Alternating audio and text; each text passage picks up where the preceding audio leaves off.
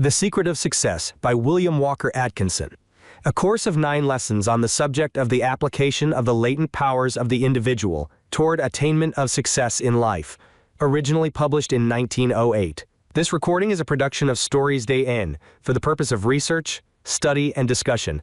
The view and opinions expressed in this book belong to the author and may not always reflect those of Stories Day N or its affiliates. Lesson 1. The Secret of Success.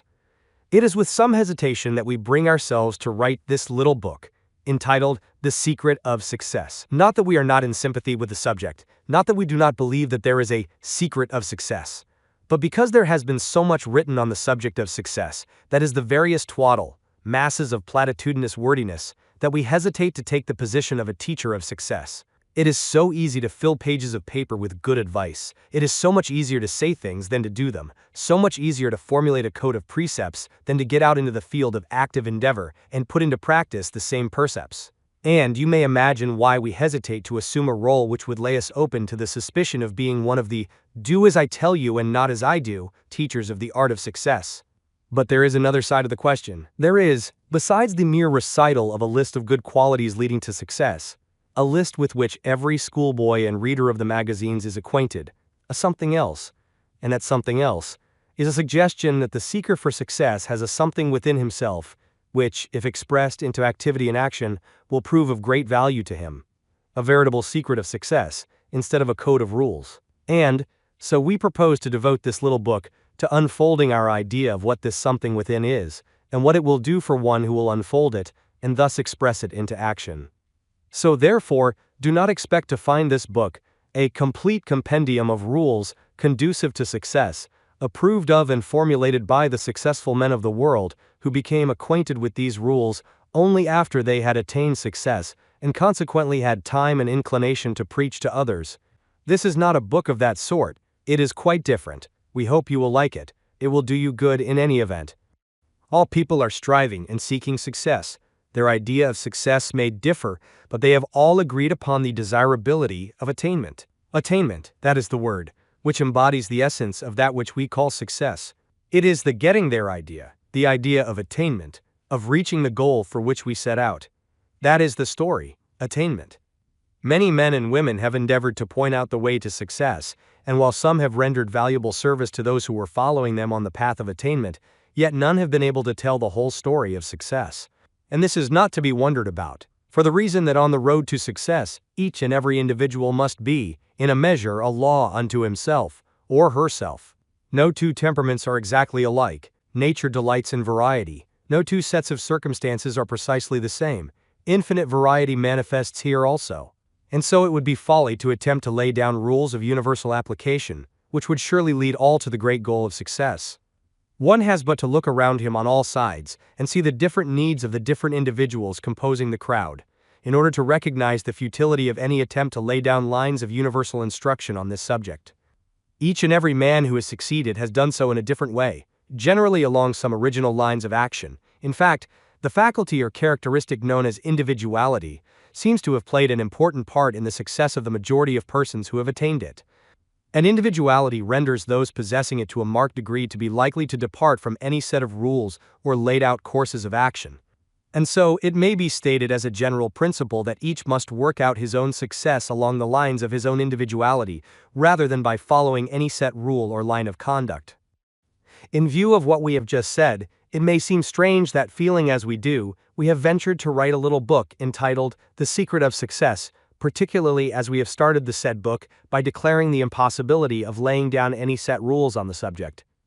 This may seem like a paradox, but a little examination will show you that it is not so. It is true that we believe that each and every person must work out his own success along the lines of his own individuality, instead of along some cut-and-dried plan. And right here is where the secret of success comes in.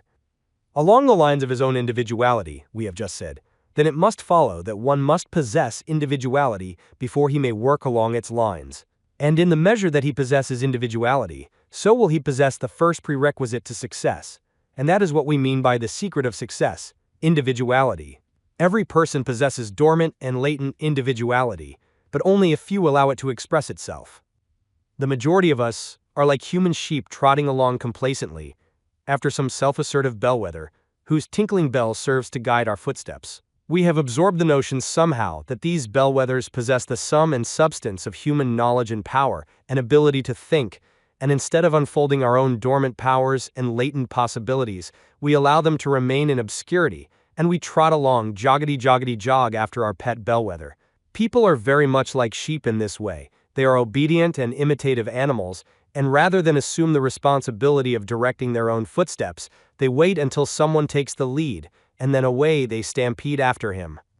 Is it any wonder that the leaders claim the choicest pickings for themselves and allow the flock to get only the scrubby grass? Not a bit of it. They have earned the choice bits by reason of lack of individuality and initiative on the part of those following them.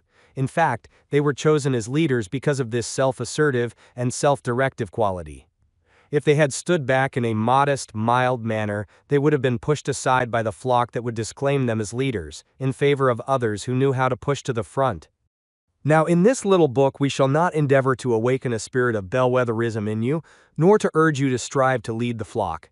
There is nothing in the mere leading of people other than vainglory and petty self-satisfaction. The desirable thing is to possess sufficient individuality and initiative to be your own bellwether, to be a law unto yourself, so far as other men are concerned.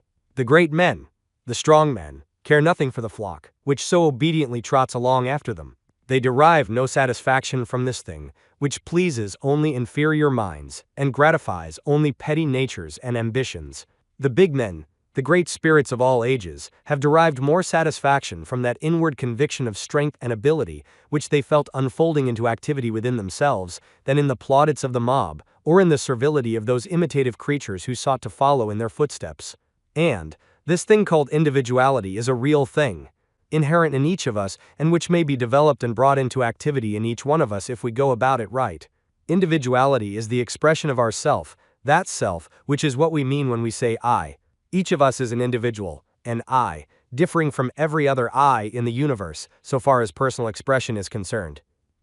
And in the measure that we express and unfold the powers of that I, so are we great, strong, and successful. We all have it in us. It depends upon us to get it out into expression, and this individual expression lies at the heart of the secret of success. And that is why we use the term, and that is what we shall tell you about in this little book. It will pay for you to learn this secret. Lesson 2. The individual. In our last lesson, we stated that we considered the secret of success to consist principally of the free expression of the individual, the I.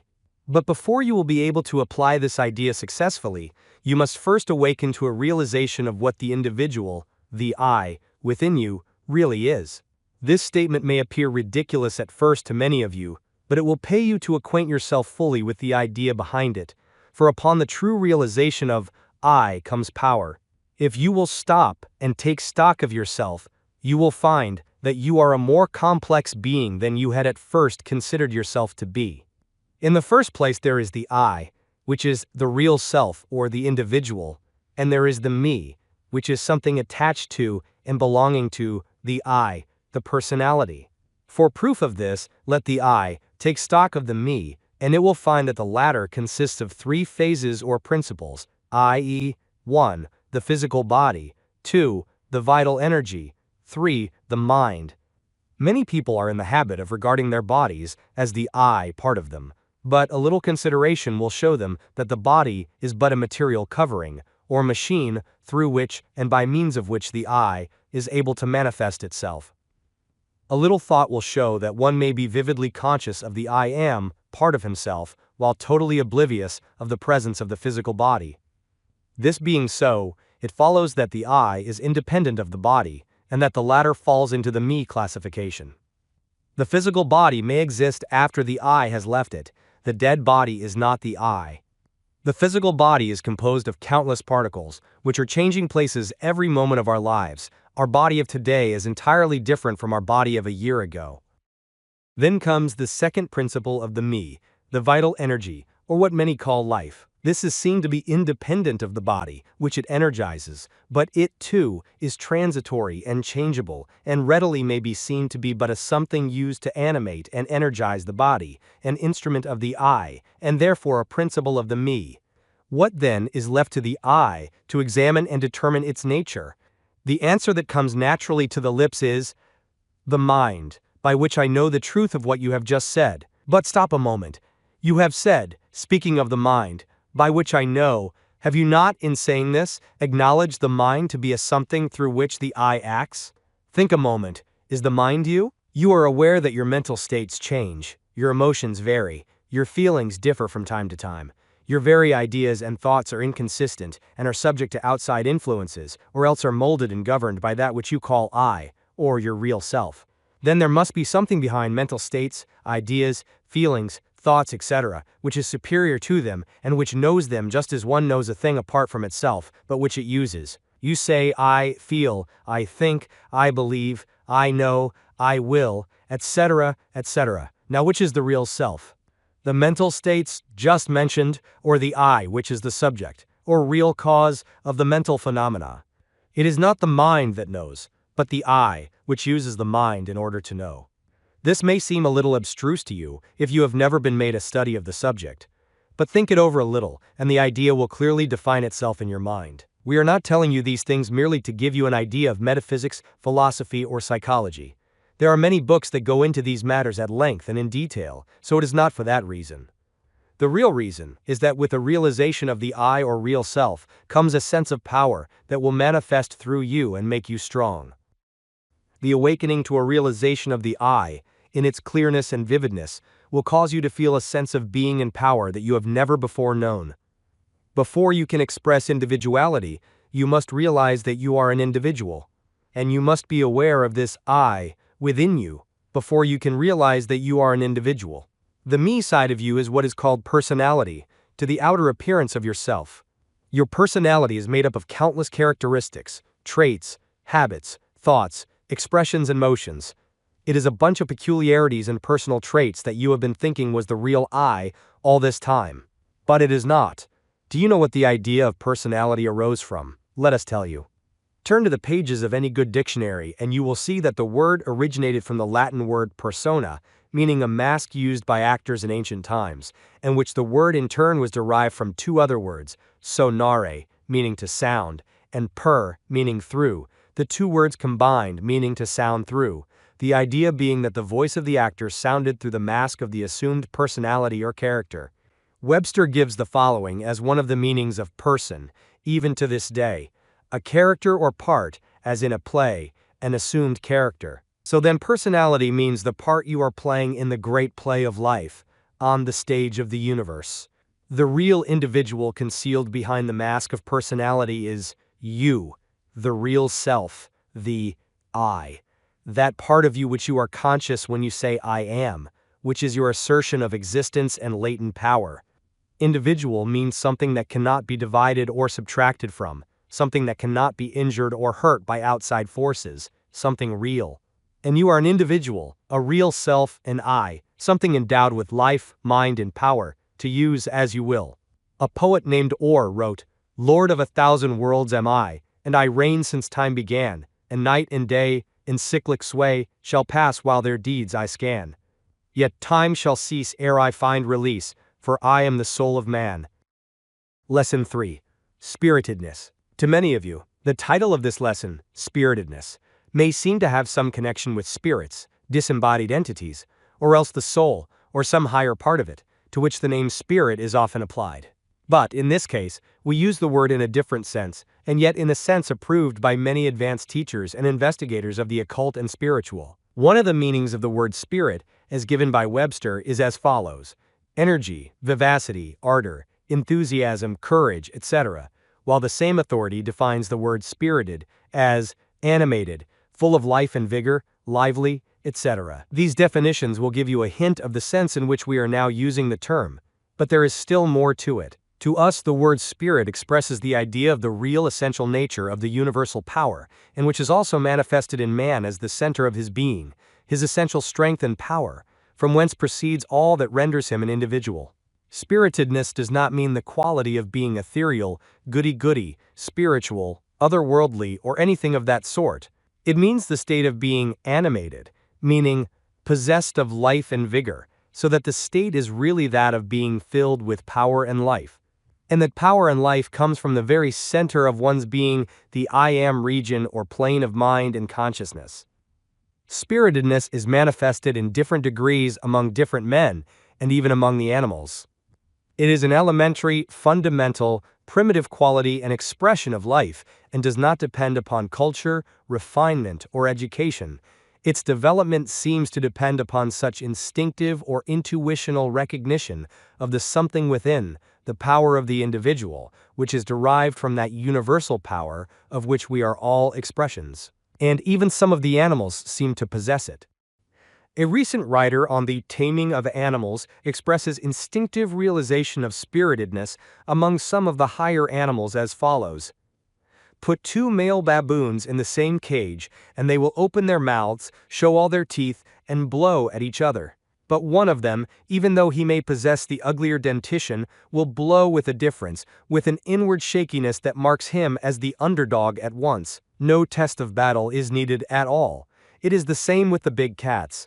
Put 2 or 4 or a dozen lions together, and they also, probably without a single contest, will soon discover which one of them possesses the mettle of the master. Thereafter he takes the choice of the meat. If he chooses, the rest shall not even begin to eat until he has finished. He goes first to the fresh pan of water. In short, he is, quote, king of the cage. Now then, when a tamer goes into a den with a big cat that has taken a notion to act funny, his attitude is almost exactly that of the king beast above mentioned, would be toward a subject rash and ill-advised enough to challenge his kingship. You will notice in the above quotation that the writer states clearly that it is not always the baboon with the fiercest tusks that is the master. Neither does the king lion necessarily assert his dominion by winning a physical fight. It is something far more subtle than the physical. It is the manifestation of some soul quality of the animal. And so it is with men. It is not always the biggest and strongest physically who rule. The ruler becomes so by reason of the mysterious soul quality which we call spiritedness, and which men often call nerve, or metal, or sand. When two individuals come into contact with each other, there is mental struggle. There may not be even a word uttered, and yet soul grapples with soul as the two pairs of eyes gaze into each other, and a subtle something in each engages and grapples with the subtle something in the other. It may be all over in a moment, but the conflict is settled for the time, and each of the mental combatants knows that he is victor or defeated, as the case may be. There may be no feeling of antagonism between the parties engaging, but nevertheless there seems to be an inward recognition on both sides that there is something between them that has to be settled at once. The parties may become the best of friends, and yet one of them always leads. And this leadership does not depend upon physical strength, intellectual attainment, or culture in the ordinary sense, but upon the manifestation and recognition of that subtle quality that we have called spirit. People unconsciously assert their recognition of quality in themselves and others by their use of the term. We often hear of people lacking spirit, being spiritless, and of others having had their spirit broken, etc. The term is used in the sense of mettle.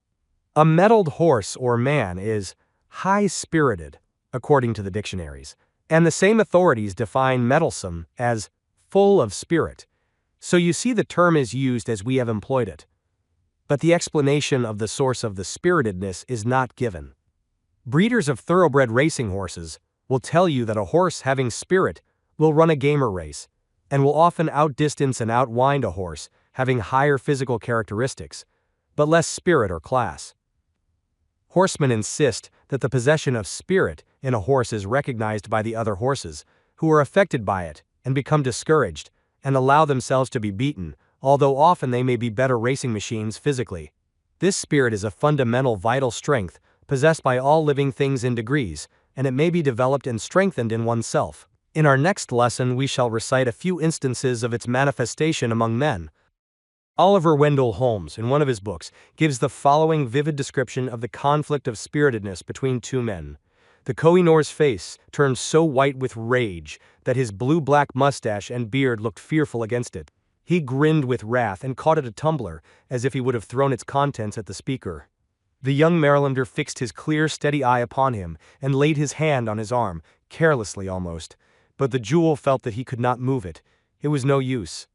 The youth was his master, and in a deadly Indian hug in which men wrestle with their eyes, over in 5 seconds, but which breaks one of their 2 backs, and is good for 60 years and 10, one trial enough, settles the whole matter, just as when 2 feathered songsters of the barnyard, game and dunghill, come together. After a jump or 2 at each other, and a few sharp kicks, there is an end to it, and it is after you, monsieur, with the beaten party and all the social relations for all the rest of his days.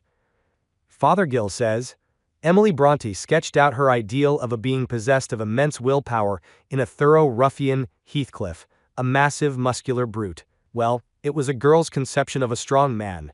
But I think I have seen some quiet, inoffensive-looking men in spectacles, who could very soon have shown the ruffian where the superiority lay. A celebrated historical example of spiritedness, under apparently overwhelming odds, is that of the interview between Hugo, Bishop of Lincoln, and Richard Coeur de Lion in the church of Roche-Dandely. In his desire to prosecute the war in Normandy, Richard demanded additional supplies and money from his barons and bishops, but Hugo refused to furnish men or money. He claimed that although the See of Lincoln was legally bound to supply men and money for military service within the 4 seas of Britain, the war in Normandy did not come under that head, and he defied the king. King Richard, called the Lion-Hearted, was a dangerous man to defy, and so when he summoned Bishop Hugo to Normandy, and the latter went forth to beard the lion in his den, few doubted the outcome, and the bishop's downfall was taken as a matter of course. When the bishop landed in Normandy, 2 friendly barons who informed him that the king was in a terrible rage against him, and who advised him to send some humble, conciliatory message to him before entering the royal presence. But the bishop refused to do this, and proceeded boldly to meet his monarch. Richard was sitting at mass when the bishop entered. Hugo walked up to him, and disregarding his frown said, "Kiss me, my lord king." Richard turned wrathfully away, withholding his salute. But Hugo, gazing into his eyes, and shaking the royal shoulder vigorously, repeated his demand. "Thou hast not deserved it," roared the king in anger and chagrin. "I have," retorted Hugo, shaking the royal shoulder the harder. The king gradually dropped his eyes from those of the bishop, and gave the kingly salute and kiss, and the bishop passed on calmly to take part in the service. Hugo afterward defied the king in his council chamber, and persisted in his refusal, and even ventured to rebuke his royal master for infidelity to the queen. The council was astounded, for knowing Richard's courage and fiery temper they expected to see Hugo crush in a moment, but instead he emerged the victor in the struggle of spiritedness. The historian says, "The lion was tamed for the moment. The king acknowledged nothing, but restrained his passion, remarking afterward, 'If all bishops were like my lord of Lincoln, not a prince among us could lift his head among them.'" And this was not the first time that this doughty Bishop of Lincoln had vanquished a king. In his earlier days, shortly after King Henry Plantagenet had created him bishop, he became involved in a fierce dispute with that monarch. Henry was at Woodstock Park, surrounded by his courtiers when Hugo approached. The king feigned not to see the bishop, taking no notice whatsoever of him. After a few moments of strained silence, the bishop, pushing aside a powerful earl who was seated by the king's side, took his place beside the king. The king pretended to be mending his leather glove. The bishop cheerfully and lightly said, "Your Majesty reminds me of your cousin at Falaise." Falaise was the place at which Henry's ancestor Duke Robert met Arlotta, the daughter of a tanner of leather, who bore him his illegitimate son, who was afterward known as William the Conqueror. The bishop's impudent allusion to the king's ancestry was too much for the latter, and he was badly worsted in the encounter and later acceded to the wishes of the bishop. But as Fothergill truly says, it is a great mistake to suppose that this will is disposed to air itself on all occasions. Far from it, it often has a tendency to conceal itself, and is not rarely found under and exterior of much pleasantness. There are men and women too who present an appearance of such politeness that they seem to have no will of their own.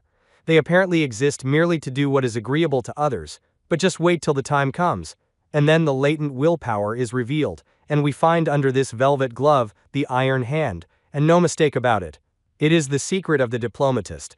Talleyrand possessed it to a remarkable degree, and was a cool, bold, successful diplomat. Cavour also possessed this power, and used it wisely. The blusterer and bragger are devoid of it. It is a subtle, tenuous power, resting latent beneath the surface and out of evidence, but when needed it flashes forth like the dynamic electric spark, driving all before it. It is an elemental force of irresistible power. Lesson 4. Latent powers. The majority of you know by actual experience in everyday life that we have within our physical organism that which we call second wind. We have essayed some physical task, and after a bit found ourselves winded, that is short of breath, and we are tempted to stop and rest our panting bodies. But we have also found by experience that if we will stick to the task at hand, the feeling of physical distress will usually pass away, and we will gain what is called our second wind. Now, just what this second wind is a matter that has long perplexed physiologists, and even today they have not been able to hand us down a very good guess at the underlying cause of the phenomenon. It seems to be a fresh start, acquired by reason of the opening up of reserve stores of vital energy, latent physical power stored away for such emergencies. All persons who have engaged in athletic sports know very well the details of this peculiar physiological phenomenon. Its actuality is too firmly established to admit any doubt. And, as is often the case, examination shows a curious parallel between the working of nature on the mental plane and on the physical. Just as there is a physical second wind, so is there a mental reserve force or latent energy upon which we can draw and thus get a fresh start. The phenomena attendant upon physical second wind, as noted above, is almost exactly duplicated by certain mental phenomena. We may be jaded while performing some tedious bit of mental work, and we begin to feel that we are all in, when lo, some new in and away, we are off with a full mental second wind doing our work with a freshness, vigor and enthusiasm, far surpassing the original effort. We have tapped into a fresh source or supply of mental energy. The majority of us have little or no conception of the reserve mental energies and forces contained within our being.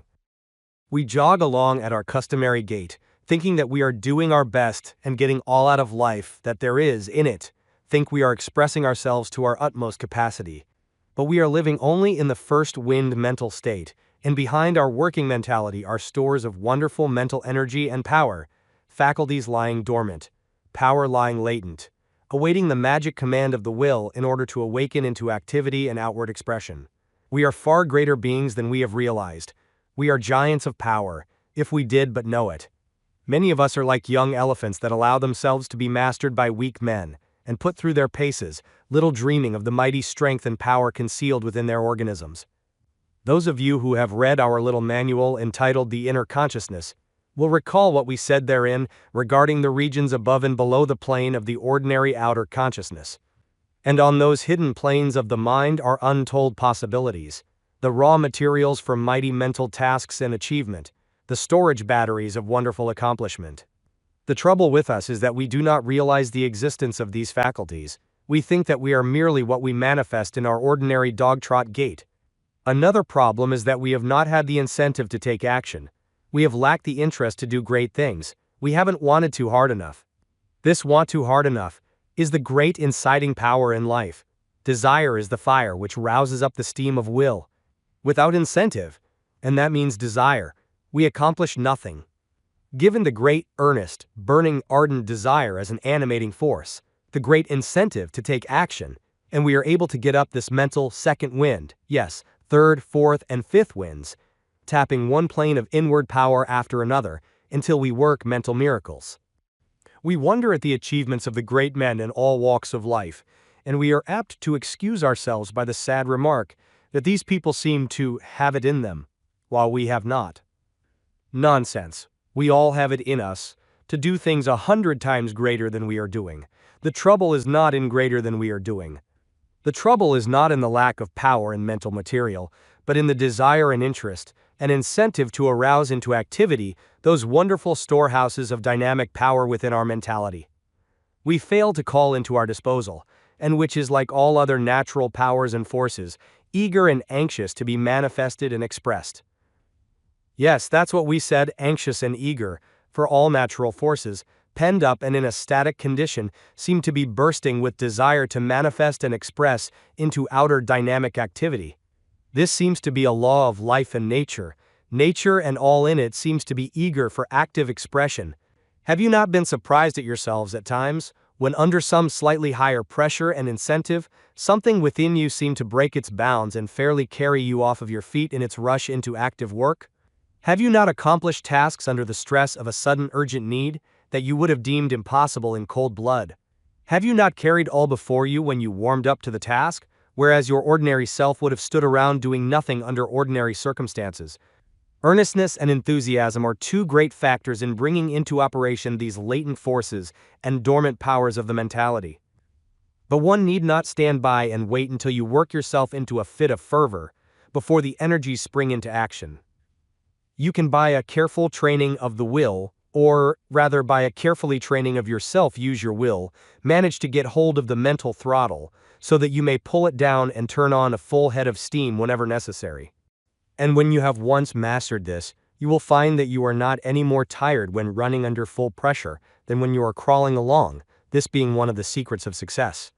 To many a person, the term the will means merely a firm steadfastness of mind, akin to determination and fixity of purpose. To others it means something like desire. To others it means the power of choice, etc. But to occultists, the will is something far more than these things. It means a vital power, an acting force of the mind, capable of dominating and ruling the other mental faculties, as well as projecting itself beyond the mental organs of the individual and affecting others coming within its field of influence. And it is in this sense that we use the word will in this lesson. We have no desire to take the reader into the dim realms of metaphysics, or even into the lighter but still arduous paths of scientific psychology. But we must acquaint him with the fact of the existence of this thing that we call willpower, and its relation to the I. Of all the mental faculties or powers, that of the will is the closest to the I, or ego of the person. It is the sword of power clasped in the hand of the ego. One may divorce himself in thought from the other mental faculties and states, but when he thinks of the I, he is bound to think of it as possessing that power which we call will. The will is a primal original power of the I, which is always with it until the end. It is the force with which he rules, or should rule, his mental and physical kingdom, the power of which his individuality manifests itself upon the outside world. Desire is the great motive power inciting the will to action in life. As we have shown you, the action of will without the motive power of desire is unthinkable, and therefore it follows that the culture and right direction of desire carries with it the channel of expression and manifestation of the will. You cultivate certain desires in order that the will may flow out along these channels. By cultivating the desire along certain lines, you are making channels along which the will may flow in its rush toward expression and manifestation. So be sure to map out your desire channels clearly by making the proper mental images of what you want. Be sure and make the desire channels deep and clear-cut by the force of repeated attention and autosuggestion. History is filled with examples of men who have developed the use of the will. We say develop the use rather than developed will, for man does not develop his will. His will is always there ready for use. A man develops his ability to use the will, perfects himself in its use. We have frequently used the following illustration and have not been able to improve upon it. Man is like a trolley car, with the upraised trolley pole of his mind reaching out to the live wire of will. Along that wire is flowing the current of willpower, which it taps and draws down into his mind, and by which he is able to move, and act and manifest power. But the power is always in the wire, and his developing consists in the ability to raise the pole to the wire and thus tap into its energy.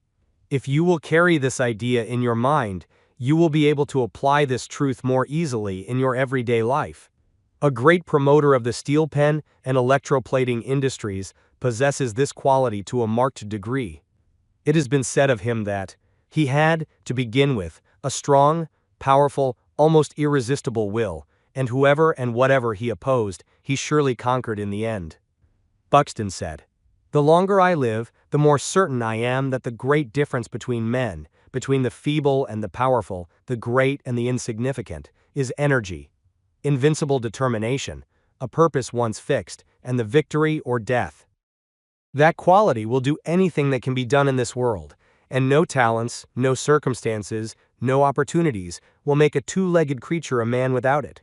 In this last quotation, and the one preceding it, the idea of persistence and determination is identified closely with that of will, and they are closely identified, the idea being that the will should be held close, fast, and steadily against the task to be accomplished, just as the steel chisel is held firmly up against the object on the lathe until its work is accomplished. It is not the mere determination or persistency that does the work, these would be of no avail unless the will were there to do the cutting and shaping. But then again, there is a double aspect of will here. The will in one phase does the work, while in another it forces the mind to hold it up against the task. So in a sense, the will is the power back of determination and persistency, as well as the force doing the work, the cutting edge of the chisel, as well as the firm hand that holds it to its work. Simpson has said, a passionate desire and an unwearied will can perform impossibilities, or what would seem to be such, to the cold and feeble. Disraeli said, I have brought myself by long meditation to the conviction that a human being with a settled purpose must accomplish it, and that nothing can resist a will which will stake even existence upon its fulfillment. Foster says, it is wonderful how even the casualties of life seem to bow to a spirit that will not bow to them, and yield to subserve a design which they may, in their first apparent tendency, threaten to frustrate. When a firm, decisive spirit is recognized, it is curious to see how the space clears around a man and leaves him room and freedom. Mitchell has said, resolve is what makes a man manifest, not puny resolve, not crude determination, not errant purpose, but that strong and indefatigable will, which treads down difficulties and danger, as a boy treads down the heaving frostlands of winter, which kindles his eye and brain with a proud pulse beat toward the unattainable. Will makes men giants, so raise that mental trolley pole and touch the live wire of will. Lesson 5. Soul Force. You often have heard the word enthusiasm used, have used it often yourself. But have you ever thought of what the word really means? From what source it originated? What is its essential spirit? Few have. The word enthusiasm is derived from the Greek term meaning to be inspired, to be possessed by the gods, etc. The term having been originally used to designate the mental state of an inspired person who seems to be under the influence of a higher power. The term originally meant inspired by a superhuman or divine power, ecstasy, etc.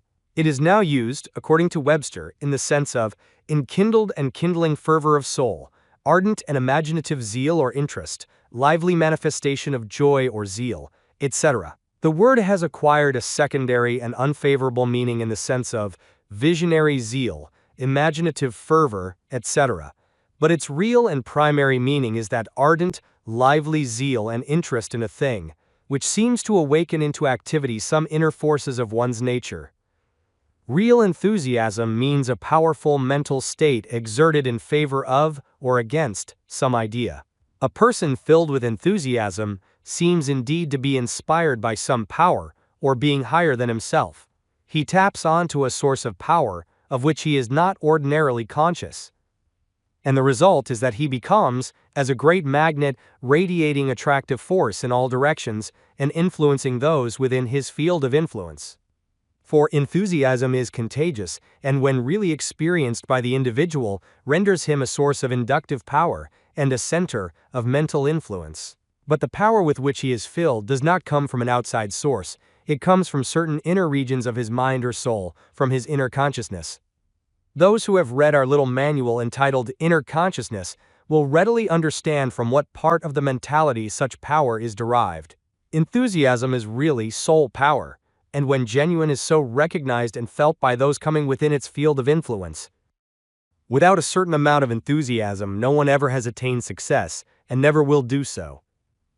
There is no power in personal intercourse that can be compared to enthusiasm of the right sort. It comprises earnestness, concentration, and power, and there are very few people that cannot be influenced in some degree by its manifestation by another. Few people realize the actual value of enthusiasm. Many have succeeded by reason of its possession, and many have failed by reason of its lack. Enthusiasm is the steam that drives our mental machinery, and which indirectly thus accomplishes the great things in life. You cannot accomplish tasks properly yourself unless you manifest a degree of interest in them, and what is enthusiasm but interest plus inspiration? Inspired interest. That's what enthusiasm is. By the power of enthusiasm, the great things of life are brought to expression and accomplishment. Enthusiasm is not a thing, which some possess and others lack. All persons have it potentially, but only a few are able to express it. The majority is afraid to let themselves feel a thing, and then to let the feeling express itself in powerful action like the steam in an engine. The majority of persons do not know how to get up the steam of enthusiasm. They fail to keep the fires of interest and desire kindled under their mental boiler and the consequence is they fail to get up the steam of enthusiasm. Enthusiasm may be developed by cultivating interest and love of your task. Interest, confidence, and desire arouse enthusiasm, and it remains for you to either concentrate it so that its effect will be directed straight toward the object, person, or thing that you wish to move, or else allow it to dissipate itself in the air without result. Like steam, enthusiasm may be dissipated or used. By concentrated direction, it produces results, and by foolish waste and dissipation, it fails to do so. The more interest you take in a thing, the greater does your confidence and desire grow, and from these arise the steam of enthusiasm. So remember always that interest is the mother of enthusiasm. The enthusiastic man naturally tends toward the optimistic frame of mind, and by doing so he diffuses an atmosphere of confident, cheerful expectation around him, which tends to inspire confidence in others, and which aids him in his endeavors. He surrounds himself with a mental aura of success. He vibrates success, and those into whose presence he comes unconsciously take on his vibrations. Enthusiasm is very contagious, and one filled with the right quality, kind, and degree of it unconsciously communicates his interest, earnestness, and expectations to others. Enthusiasm plays an important part in that which is called personal magnetism. It is a live, warm, vital mental quality, and it quickens the pulse of the one using it and those who are affected by it. It is different from the cold-blooded indifference that one meets with so often in business, and which causes many a sale to be lost, and many a good thing to be turned down. The man who lacks enthusiasm is robbed of more than half his force of personal influence. No matter how good his arguments may be, no matter how meritorious his proposition may be, unless he possess the warm, vital quality of enthusiasm, his efforts are largely wasted, and his result impaired. Think over the salesmen who have approached you, and remember how some of them produced the chilling effect of a damp cellar upon you, while others caused you to sit up and take notice in spite of yourself, by reason of their earnest interest and enthusiasm. Analyze the impression produced upon you by the different people with whom you have come in contact, and then see how great an influence enthusiasm exerts. And then remember the effect it produces upon yourself when you feel it. Enthusiasm is mental steam. Remember that. A few days ago there was erected a tablet in one of the great colleges of the land as a memorial to a former student in its halls. This young man saved the lives of 17 people during a great storm on the lake. He swam out after them, one by one, and brought them all in alive. He fainted away from exhaustion, and when he recovered consciousness, his first words were, "Boys, did I do my best?" The words of this young man express the great question that should urge every true seeker after success to so live and act that he may be able to answer it in the affirmative. It is not so much a question of, did I do so much, or did I do as much as someone else, as it is a matter of, did I do my best? The man who does his best is never a failure. He is always a success, and if the best should be but a poor pretty thing, still the world will place the laurel wreath of victory upon his brow when he accomplishes it. The one who does his best is never a quitter or a shirker. He stays right on his job until he has bestowed upon it the very best that there is in him to give at that particular time. Such a man can never be a failure. The man who does his best is never heard asking the pessimistic question, "What's the use?" He doesn't care a whole lot about that part of it. His mind is fixed upon the idea that he is on his job and is not going to be satisfied with anything less than his best. And when one really is able to answer the great question with an honest, "Yes, I did my best," then verily, he will be able to answer the "What's the use?" question properly. It is of use to have brought out the best work in oneself, if for no other reason than because it is a man-making process, a developer of the self. This infernal, "What's the use?" question seems to have been invented by some pessimistic imp of darkness to use in discouraging people making desperate struggles or leading forlorn hopes. It has brought down many a man into the mire of despondency and failure. Chase it out of your mind whenever it appears, and replace it with the question, "Am I doing my best?" knowing that an affirmative answer settles the other question also. Anything is of use, if it is in the right spirit, and a worthy cause, and because one's own manhood demands it. Yes, even if one goes down to death in the doing of it, still it is a success. Listen to this story, told in a recent magazine article. It is a story of a sailor on the wreck of a German kerosene steamer, which dashed against the rocks of the Newfoundland coast in the early part of 1901. She had taken fire, and had been run ashore on a submerged reef about 1/8 of a mile from the coast.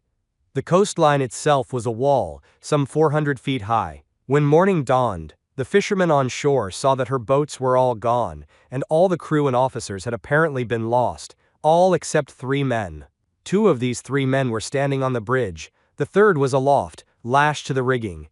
Later, the watchers saw a tremendous wave strike the vessel, sweeping away the bridge and the 2 men who had been standing on it. Several hours later they saw the man in the rigging unlash him and beat his arms against his body vigorously, evidently to restore the circulation, which had been almost stopped by the lashing and the extreme cold. The man then took off his coat, waved it to the fishermen on top of the cliff, and then plunged into the sea. The first thought was that he had given up the fight and committed suicide, but he was not that kind of a man. He struck out for shore, and reaching it made 3 separate attempts to secure a foothold on the rocks at the bottom of the cliff. But he failed. 3 times was he swept away by the surf, and finally, seeing the futility of his efforts, he swam away again, toward the ship. As the narrator well says, at that crisis in the struggle, 99 men out of 100 would have given up and allowed themselves to drown, but this man was not a quitter. After a fierce battle with the waves, the man gained the ship and after a desperate struggle managed to board her. He climbed again into the rigging and waved his hand to the fishermen high up on the cliff, who were unable to help him. He lashed himself fast, and until dark could be seen signaling the fishermen above to show them that he was still alive and game. When the following morning broke, the fishermen saw that his head had fallen to his breast. He was motionless, frozen during the night. He was dead. His brave soul had gone forth to meet its Maker, and who can doubt that when that man confronted his Maker, his eyes were looking firmly and bravely toward the presence, and not bowed down in shame or fear. Such a man was indeed worthy to face his Maker, unabashed and unashamed. As the writer, George Kennan, has said in words that make one thrill, that man died, as a man in adverse circumstances ought to die, fighting to the last. You may call it foolish, and say that he might better have ended his sufferings by allowing himself to drown when he found that he could not make a landing at the base of the cliff. But deep down in your hearts you pay secret homage to his courage, his endurance, and his indomitable will. He was defeated at last, but so long as he had consciousness, neither fire nor cold nor tempest could break down his manhood. The Caucasians have a favorite proverb that says, heroism is endurance for 1 moment more. And that 1 moment more tells the difference between the quitter and the man who has done his best. No one is dead until his heart has ceased beating, and no one has failed so long as there is 1 more bit of fight in him. And that 1 moment more often is the moment in which the tide turns, the moment when the enemy relaxes his hold and drops back beaten. Lesson 6. The Power of Desire. What is desire? Let us see. Webster tells us that it is the natural longing to possess any seeming good, eager wish to obtain or enjoy, or in its abnormal or degenerate sense, excessive or morbid longing, lust, appetite. Desire is a much abused term. The public mind has largely identified it with its abnormal or degenerate phase, just mentioned, ignoring its original and true sense. Many use the word in the sense of an unworthy longing or craving, instead of in the true sense of aspiration, worthy craving and longing, etc. To call desire aspiration renders it nonetheless desire. To apply to it the term laudable aim and ambition does not take away from it is character of desire. There is no sense in endeavoring to escape the fact that desire is the natural and universal impulse toward action, be the action good or bad. Without desire the will does not spring into action, and nothing is accomplished. Even the highest attainments and aims of the race are possible only when the steam of will is aroused by the flame and heat of desire. Some of the occult teachings are filled with instructions to kill out desire, and the student is warned to beware of it, even in its most insidious and subtle forms, even to the extent of avoiding even the desire to be desireless, even desire not to desire. Now, this is all nonsense, for if one wishes or wants or is inclined or thinks best to or is pleased to kill out desire, in any of these cases, he is but manifesting a desire not to desire in spite of his use of other names. What is this wishing to wanting to, feeling like, inclination, being pleased to, and all the rest, but just plain, clear, unadulterated desire masquerading under some of these names. To proceed to kill out desire without desiring to do so is like trying to lift oneself by pulling on his own bootstraps. Folly. What is really meant is that the occultist should proceed to kill out the lower desires that he finds within his nature, and also to kill out the attachment for things. Regarding this last, we would say that all true occultists know that even the best things are not good enough to rule and master one. Nothing is good enough for the soul to allow itself to be unduly attached to it, so that the thing rules the soul instead of the soul mastering the thing. That is what the teachings mean. Avoidance of attachment. And in this, the occult teachers are clearly right. Desire is a frightful master. Like fire, it sweeps away the supports of the soul, leaving nothing but smoldering ashes. But, also like fire, desire is a splendid servant, and by its harnessed power we are able to generate the steam of the will and activity, and to accomplish much in the world. Without proper desire, the world would be without activity. So do not make the mistake of using desire any more than you would refuse to use fire, but in both cases keep the mastery in your own hands, and avoid allowing the control to pass from you to desire.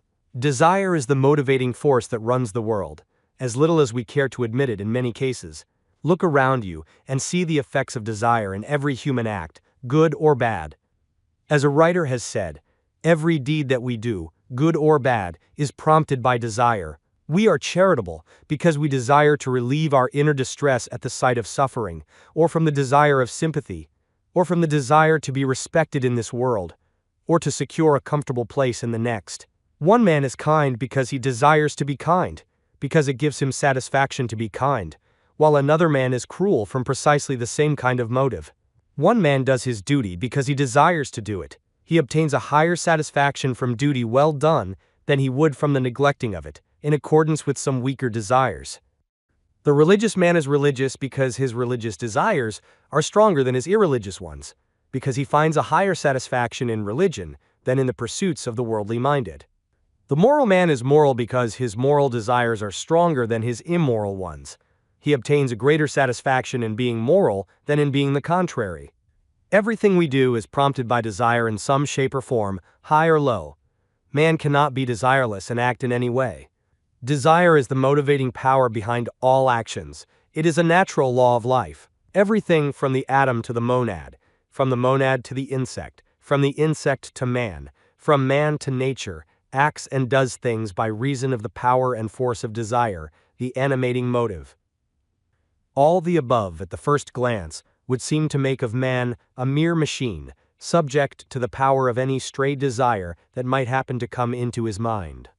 But this is far from being so. Man acts not upon every desire, but upon the strongest desire, or the average of his strongest desires. This average of desires is that which constitutes his nature or character, and here is where the mastery of the I comes in. Man need not be a slave or creature of his desires if he will assert his mastery. He may control, regulate, govern, and guide his desires in any directions that he pleases. Nay, more, he may even create desires by an action of his will, as we shall see presently. By a knowledge of psychological laws, he may neutralize unfavorable desires and grow and develop, yes, practically create new desires in their place, all by the power of his will, aided by the light of his reason and judgment. Man is the master of his mind. Yes. But some close reasoning critic may object. Yes, that is true enough, but even in that case is not desire the ruling motive? Must not one desire create these new desires before he can do so? Is not desire always precedent to action? Very close reasoning this, good friends, but all advanced occultists know that there is a point in which the principle of desire shades and merges into its companion principle, will, and that a close reasoner and mental analyst may imagine a mental state in which one may be almost said to manifest a will to will, rather than to merely desire to will. This state must be experienced before it can be understood. Words cannot express it. We have stated that it was in the power of man to create desire, not only to be its master when created, but also to actually create it by bringing it into being. And the statement is absolutely true. and is verified and proven by the most recent experiments and discoveries of modern psychology. Instead of man being a creature of desire, and this indeed he is in many cases, he may become master of desire and even a creator of it. By knowledge and will he may reverse the ordinary order of things and, displacing the intruder from the throne, he may seat himself there in his rightful place, and then bid the late occupant do his will, and obey his bidding. But the best way for the new occupant of the throne to bring about a reorganized court is to dismiss the old objectionable creatures of his mind, and create new ones in their places. And here is how it may be done. In the first place, one must think carefully over the tasks that he wishes to accomplish, then, using his judgment carefully, judicially, and impersonally so far as is possible, he must take mental stock of himself and see in what points he is deficient, so far as the successful accomplishment of the task is concerned. Then let him analyze the task before him, in detail, separating the matter into as many clear defined divisions as possible, so that he may be able to see the thing as it is, in detail, as well as in its entirety. Then let him take a similar inventory of the things which seem necessary of the accomplishment of the task, not the details that will arise only as the work progresses, day by day, but the general things which must be done in order that the task is brought to a successful conclusion. Then, having taken stock of the task, the nature of the undertaking, and one's own qualifications and shortcomings, then begin to create desire, according to the following plan. The first step in the creation of desire is that of the forming of a clear, vital mental image of the qualities, things, and details of the undertaking, as well as of the completed whole. By a mental image we mean a clear-cut, distinct mental picture in the imagination of the things just named. Now, do not turn away with an impatient motion at the mention of the word imagination. That is another word that you have only a mistaken idea of. Imagination means far more than the mere idle, fanciful use of that part of the mind that is believed by people to be all there is to it. It isn't all, by a long way. In fact, the fanciful part may be said to be merely a shadow of the real imaginative effort. Imagination is a real thing. It is a faculty of the mind by which it creates a matrix, mold, or pattern of things, which the trained will and desire afterward materializes into objective reality. There has been nothing created by the hands and mind of man which did not have its first origin in the imagination of someone. Imagination is the first step in creation, whether of worlds or trifles. The mental pattern must always precede the material form. And so it is in the creation of desire. Before you can create a desire, you must have a clear mental image of what you need to desire. You will find that this task of creating a mental image is a little harder than you had expected at the start. You will find it hard to form even a faint mental picture of that which you need. But be not discouraged, and persevere, for in this, as everything else, practice makes perfect. Each time you try to form the mental image, it will appear a little clearer and more distinct, and the details will come into a little more prominence. Do not tire yourself at first, but lay aside the task until later in the day or tomorrow. But practice and persevere, and you will soon be able to see mentally the things you need, just as clearly as a memory picture of something you have already seen. We shall have more to say on this subject of mental imagery and imagination in subsequent lessons. Then, after having acquired the clear mental image of the things you wish to desire, and thus attain, cultivate the focusing of the attention upon these things. The word attention is derived from the Latin word attendere, meaning to stretch forth, the original idea being that in attention the mind was stretched forth, or extended toward the object of attention, and this is the correct idea, for that is the way the mind operates in the matter. Keep the ideas before your attention as much as possible, so that the mind may take a firm grasp upon them and make them a part of itself. By doing this, you firmly impress the ideas upon the wax tablet of the mind. Thus, having fixed the idea clearly in your mind, by means of the imagination and attention, until, as we have said, it becomes a fixture there, begin to cultivate an ardent desire, longing, craving, demand for the materialization of the things. Demand that you grow the qualities necessary for the task. Demand that your mental pictures materialize. Demand that the details be manifested as well as the whole, making allowance for the something better which will surely arise to take the place of the original details as you proceed. The inner consciousness will attend to these things for you. Then desire firmly, confident, and earnestly. Be not half-hearted in your demands and desires. Claim and demand the whole thing, and feel confident that it will work out into material objectivity and reality. Think of it, dream of it, and always long for it. You must learn to want it the worst way.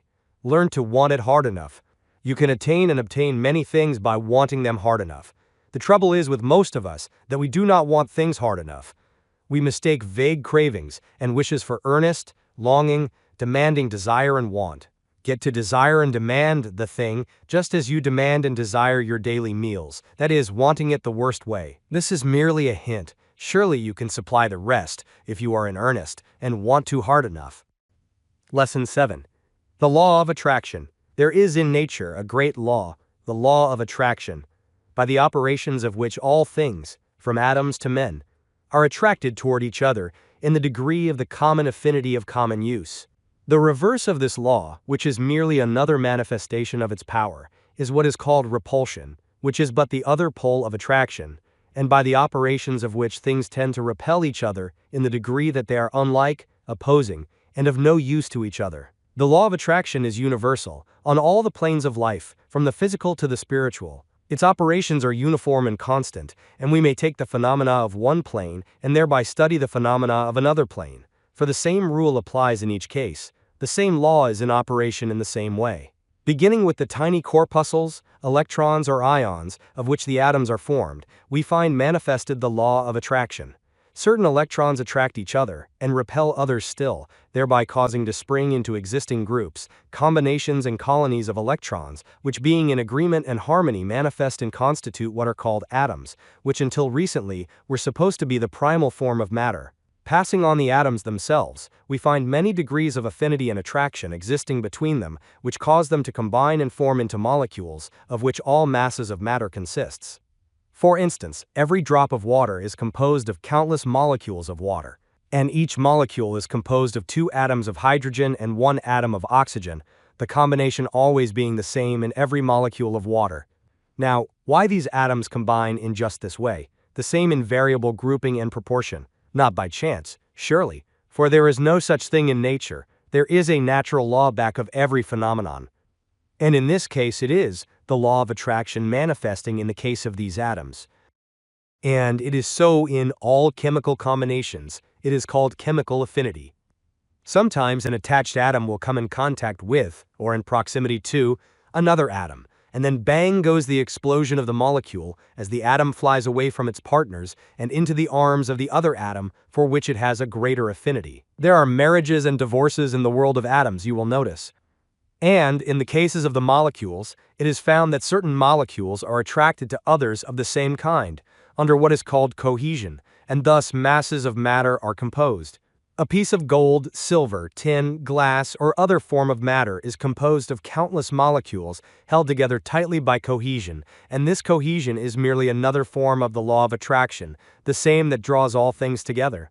And, underlying the law of attraction is to be found our old principle of desire and will. You may shrug your shoulders at this mention of desire and will in connection with electrons, atoms, molecules, all forms of matter, but just wait a bit and see what the leading scientific authorities have to say on the subject. Professor Haeckel, one of the world's greatest scientists, a materialist who would sneer at the teachings of mental science, even this man, naturally prejudiced against mentalist theories, finds himself compelled to say, "The idea of chemical affinity consists in the fact that the various chemical elements perceive the qualitative differences in other elements, experience pleasure or revulsion at contact with them, and execute specific movements on this ground." He also positively and distinctly states that in the atoms, there must be something corresponding to desire for contact and association with other atoms, and will to enable the atom to respond to the desire. Law is constant throughout nature, from atom to man, physical, mental, and spiritual. But what has all this to do with the secret of success, you may ask?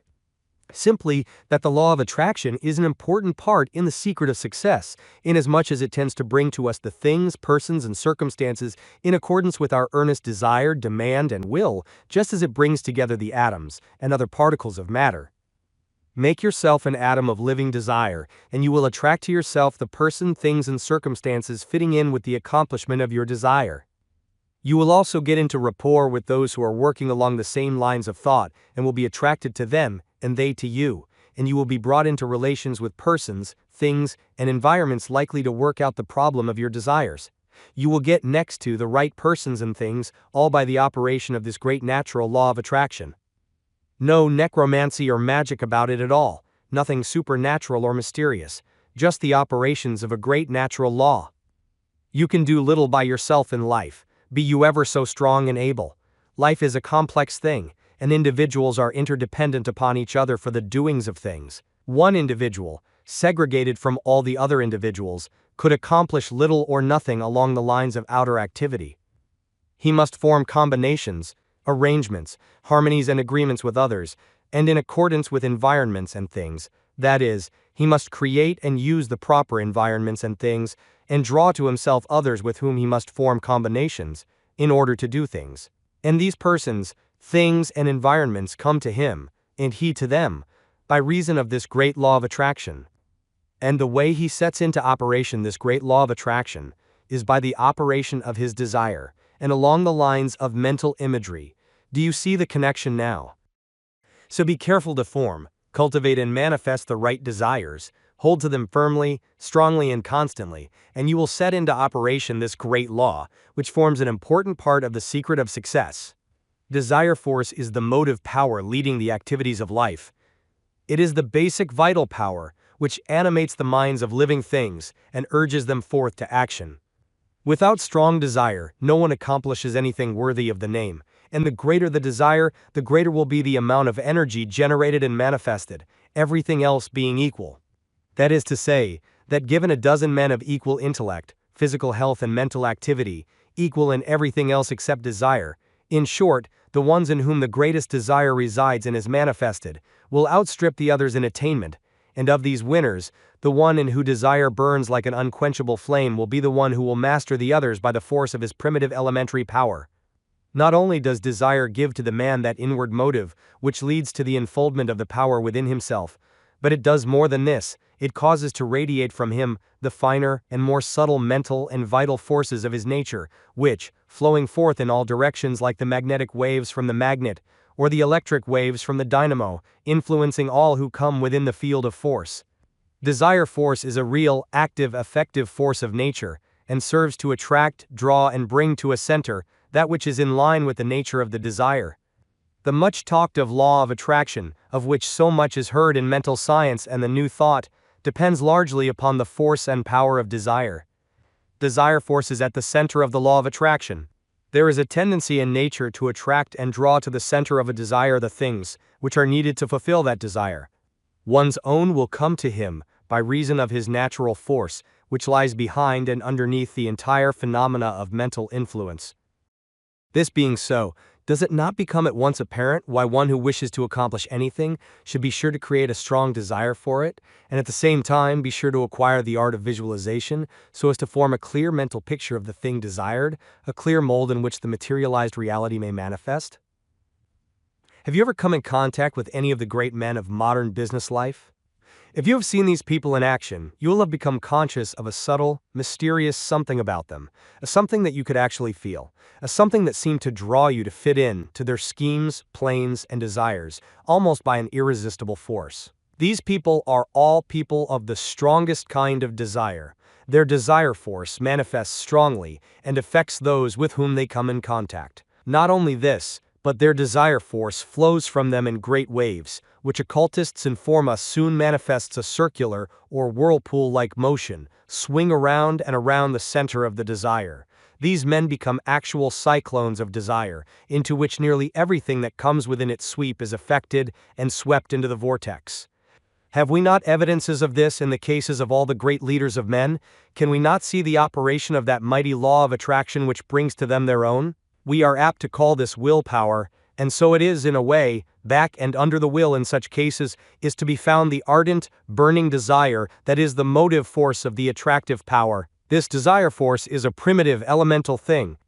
It is found in the animal kingdom and among the lower races of men, perhaps more clearly than among the higher types of men, but only because in such instances it is seen stripped of the covering, sheaths, disguises and masks that surround the more civilized forms and planes of life.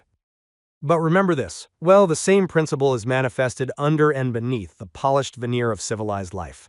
The desire force of the cultured leader of men is as elemental as that, animating the fierce and shaggy caveman or the wild berserker, who, naked and half-mad, rushed upon overwhelming hordes of his enemy, brushing them aside like flies, that is, if you will but look beneath the polished surface. In the old wild days, desire manifested its force on the physical plane. Now it manifests on the mental plane. That is the only difference. The force is the same in both cases. While we write, there has just been produced on stage a new play that illustrates this principle. The heroine, the daughter of an old New York family of high social standing and wealth, has a dream of her life in a former incarnation, in which she sees herself torn from the arms of her cave-dweller father by the mighty arms of a fierce savage chief whose desire is manifested through the physical. She awakens from her dream, and to her horror soon discovers the face of her dream captor on a man who comes into her father's life in New York. This man comes from the West, forceful, resourceful, and desirous, beating down all before him in the game of finance. As of old, he places his foot on the neck of his enemies, but on the mental plane this time instead of the physical. The same old desire for power is strong within him. The same old masterfulness manifests itself. This man says, "I have never quit. I have never been afraid." The same old desire then flamed up in the savage now manifests in the master of Wall Street, and between the force of its attraction and the coupled and allied force of his will, he repeats the performances of his previous incarnation, but on the plane of mental forces and achievement this time, mind, not muscle, being the instrument through which the desire manifests. We give the above example merely as an illustration of the fact that desire is the motivating force that moves the will into action, and which cause the varied activity of life, men, and things. Desire force is a real power in life, and influences not only the powers and achievement of oneself, but also attracts, influences, and compels other persons and things to swing in toward the center of the desire, sending forth the currents. In the secret of success, desire plays a prominent part. Without a desire for success, there is no success, none. The law of attraction is set into motion by desire. The majority of the principles advanced in this book have been in the nature of positive injunctions, that is, you have been urged to do certain things, rather than to not do the opposite or contrary. But here we come to a place in which the advice must be given along the negative lines. We must urge you not to do a certain thing.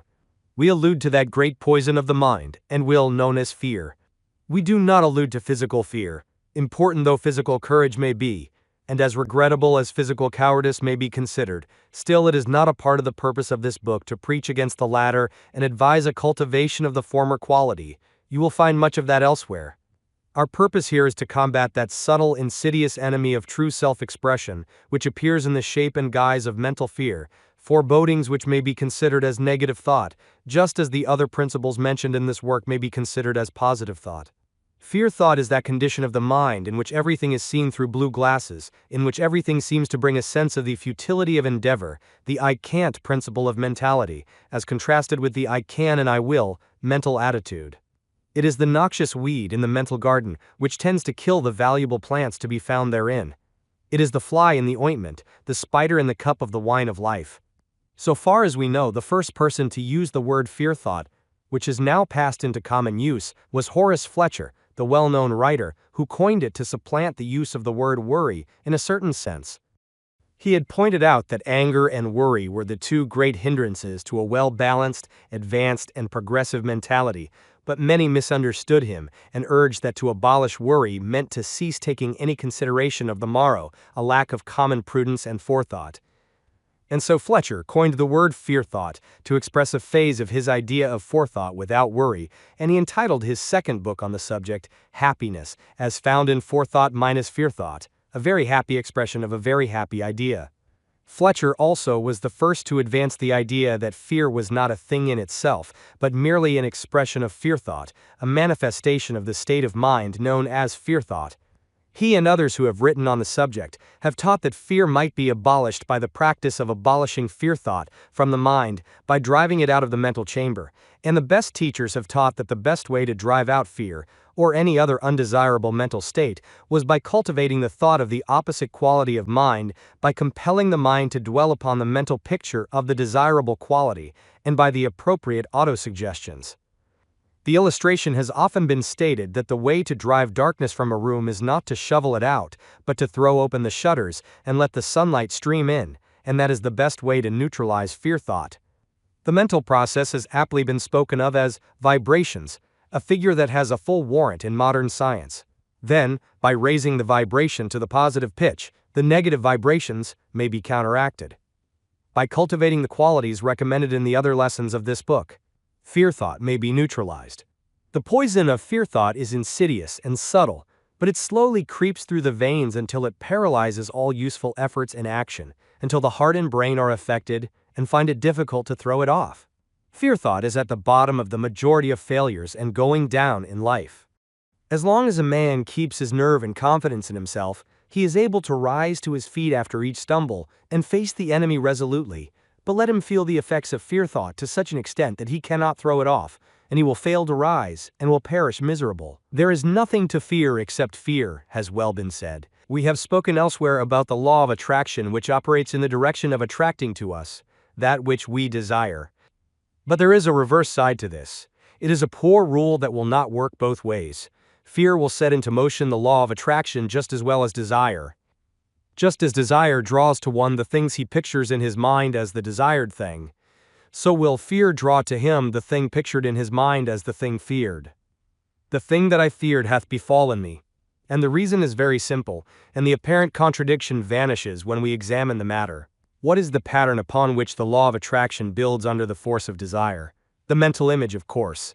And so it is in the case of fear. The person carries about the mental image, or haunting picture of the feared thing, and the law of attraction brings it to him just as it brings the desired thing. Did you ever stop to think that fear was the negative pole of desire? The same laws work in both cases. So avoid fear thought as you would the poisonous draught that you know would cause your blood to become black and thick, and your breathing labored and difficult. It is a vile thing, and you should not rest content until you have expelled it from your mental system. You can get rid of it by desire and will, coupled with the holding of the mental image of fearlessness. Drive it up by cultivating its opposite. Change your polarity. Raise your mental vibrations. Someone has said, "There is no devil but fear." Then send that devil back to the place where he properly belongs, for if you entertain him hospitably, he will make your heaven a hell, in order that he may feel at home. Use the mental big stick on him. Lesson 8. Personal magnetism. We hear much about personal magnetism these days. It is a peculiar quality of the mental being of the individual that serves to bring other persons into a mood or state of mind sympathetic with that of the magnetic person. Some men have this quality developed to a wonderful extent and are able to bring about a harmonious agreement on the part of other persons in a short time, while others are almost entirely deficient in this respect, and their very presence tends to arouse antagonism in the minds of others. The majority of people accept the idea of personal magnetism without question, but few will agree upon any theory attempting to account for it. Those who have studied the matter carefully know that the whole thing depends upon the mental states of the individual, and upon his ability to cause others to catch his mental vibrations. This catching is caused by what is known as mental induction. Induction, is that property or quality or process by which one body having electrical or magnetic polarity produces it in another without direct contact. And mental induction is a manifestation of similar phenomena on the mental plane. People's mental states are catching or contagious, and if one infuses enough life and enthusiasm into his mental states, they will affect the minds of persons with whom they come in contact. We have explained this matter in detail in the little book of this series entitled Mental Influence. It seems to us that the prime factor in successful mental induction, or manifestations of personal magnetism, is enthusiasm. In another lesson in this book we have told you about enthusiasm, and when you think of personal magnetism, it will be well for you to read what we have said about enthusiasm also. Enthusiasm gives earnestness to the person, and there is no mental state so effective as earnestness. Earnestness makes itself felt strongly, and will often make a person give you attention in spite of himself. Walter D. Moody, a well-known writer on the subject of salesmanship, says truthfully, "It will be found that all men possessed of personal magnetism are very much in earnest. Their intense earnestness is magnetic, and nearly every student of the subject has noted this fact. But the earnestness must be more than a firm, confident, honest belief in the thing being presented to the attention of the other person. It must be a live, contagious earnestness, which can best be described as enthusiasm, Enthusiastic earnestness, that's the term. This enthusiastic earnestness has much emotion in it.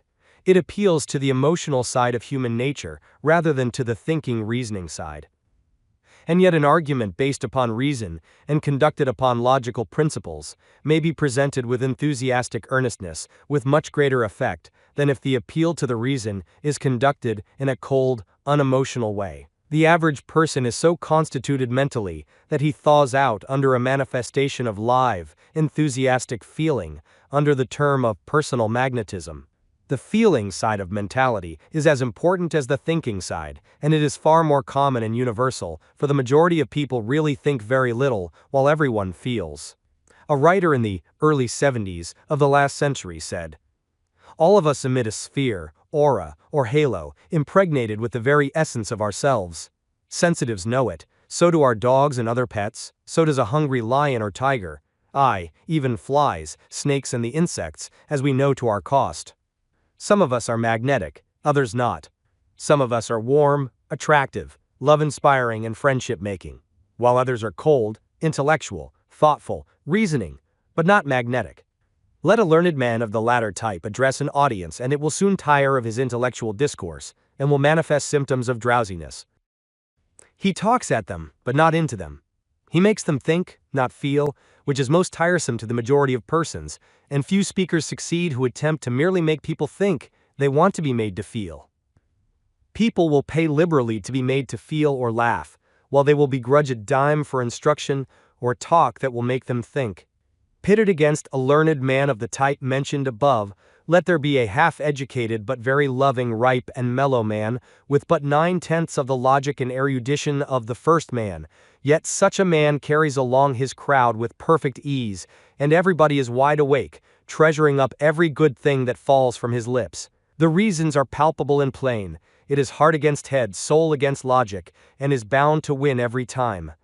If you will notice the man and woman who are considered the most magnetic, you will find that almost invariably they are people who have what is called soul about them. That is, they manifest and induce feeling or emotion.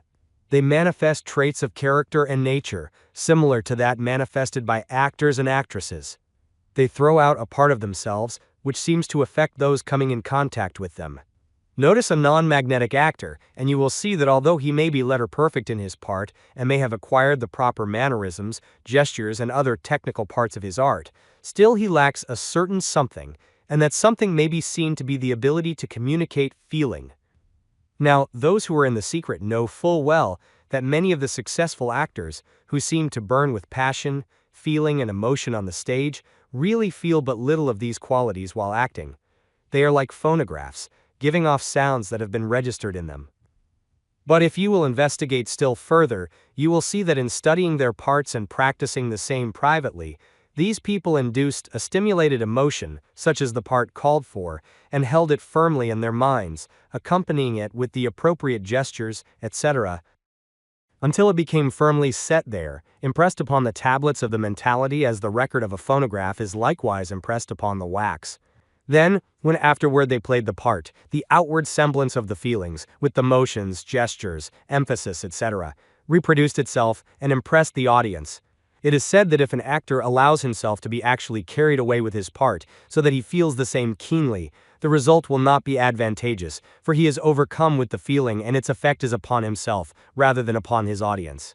The best result is said to be obtained when one has first experienced and felt the emotion, and then afterward reproduces it in the manner above stated, without allowing it to control him.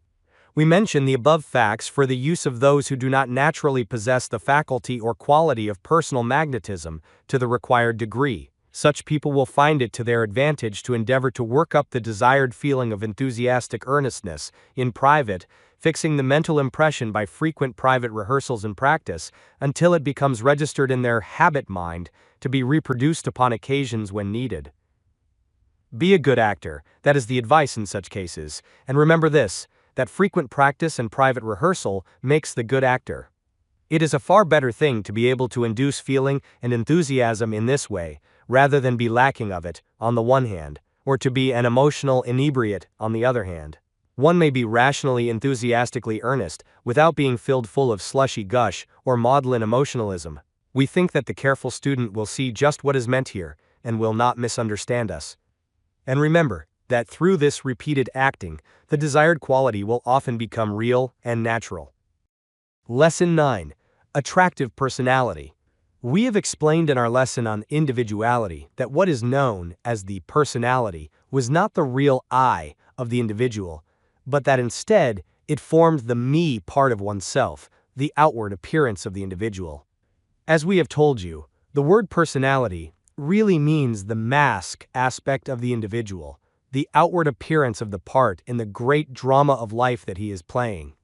And just as the actor may change his mask and costume, so may the individual change, alter and replace his personality by other features found desirable. But nevertheless, while the personality is not the real I, it plays an important part in the drama of life, particularly as the audience pays more attention to the personality, as a rule, than it does to the real individual behind the mask. And so it is proper that every individual should cultivate and acquire a personality that will prove attractive to his audience and render him acceptable to them. No, we are not preaching deception. We regard individuality as the real self, and believe that one should build himself up to his highest and best according to the laws of individual unfoldment. But nevertheless, so long as one must wear a personality about him as he goes through life, we believe that it is not only to his advantage, but is also his duty to make that personality as pleasing and attractive as he is able to. You know that no matter how good, intelligent, and high-minded a man may be, if he wears the mask of an unattractive and unpleasant personality, he is placed at a disadvantage, and drives away people whom he might benefit, and who would be glad to love him if they could see behind his unattractive mask. Nor are we speaking of one's personal physical appearance when we speak of unattractive and attractive masks. While one's physical appearance goes a good way in some cases, there is a charm of personality that far transcends that fleeting appearance.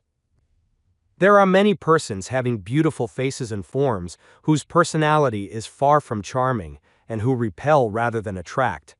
And there are others whose faces are homely and whose forms are far from shapely, who have nevertheless that winning way about them that attracts others to them. There are people whom we are always glad to see, and whose charm of manner makes us forget that they are not beautiful. In fact, even their homely faces seem to become transfigured when we are in their presence. That is what we meant by personality, in the same way in which we are now using it. It bears a very close relationship to personal magnetism, of which we spoke of in our preceding lesson. One of the first things that should be cultivated by those wishing to develop the charm of personality is a mental atmosphere of cheerfulness. There is nothing so invigorating as the presence of a cheerful person, nothing so dispiriting as one of those human wet blankets that cast a chill over everyone and everything with whom they come in contact. Think of your acquaintances, and you will find that you will naturally place them in two classes, the cheerful ones and the gloomy ones. Sunny Jim is always preferred to gloomy Gus, the one you will welcome, and the other you will fly from. The Japanese understand this law of personality, and one of the first things that they teach their children is to preserve a cheerful, sunny exterior, no matter if their hearts are breaking.